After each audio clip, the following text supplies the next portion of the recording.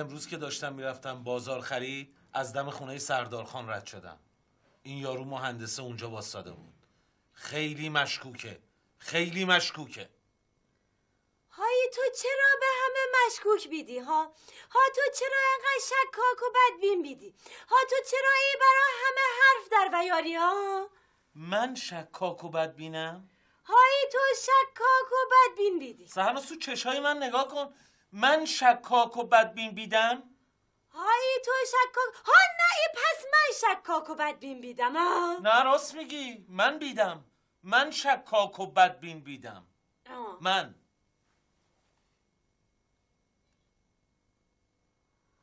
هایی لیلون و شیر فرهاد و رفتن شهر. خب شیر فرهاد نمرد، بالاخره شهر رو دید. ها نه ای لیلون و شیر فرهاد و رفتن شهر. گفتی یه بار اینو. های خوبه ای لیلون و شیر فرهاد و رفتن شهر.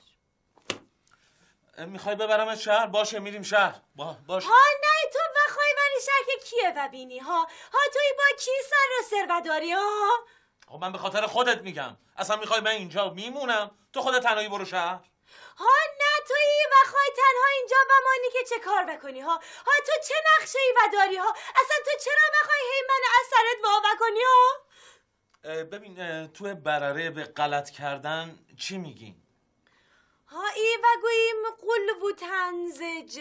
قلب و تنزج، قلب و تنزج. چند بار، صدها بار قلب و تنزج، قلب و تنزج. تلفن داره زنگ میزنه. آی خب به من چه؟ مگه با من کار و دارن؟ خب بذار من بردارم اقلا. آی یا تو منتظر تلفن کی بیدی ها؟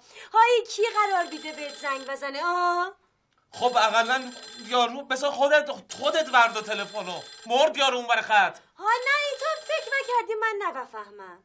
ها تو این بخوای رد گم بکنی، بخوای اینجوری وانمود بکنی که این کسی قرار نبیده به تو زنگ بزنه. قطع شد. مرد یارو اون بر خط، مرد. های خوبه کیانوش و گام اینجوری نباشد که های هر دفعه سر تلفن من با تو اینجوری جر و بحث بکنم. های ما باید یه تصمیم منطقی بگیریم. قربون آدم چیزفهم، اگه پیشنهادی داری بگو، من قبول میکنم. های خوب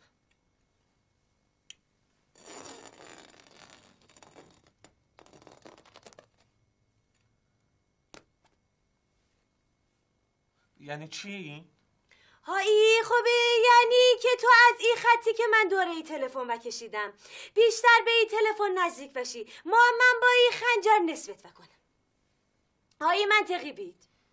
بله کاملا. این الان متد منطق و فلسفه رو دارن توی سوربن تدریس میکنن. بله. هایی سوربن ای کی بیده ها؟ هایی تو کجا باش آشنا شدی ها؟ هایی تو دوستش و داری ها؟ تو چرا تا حالا راجبش با من حرف نبزدی بیدی ها؟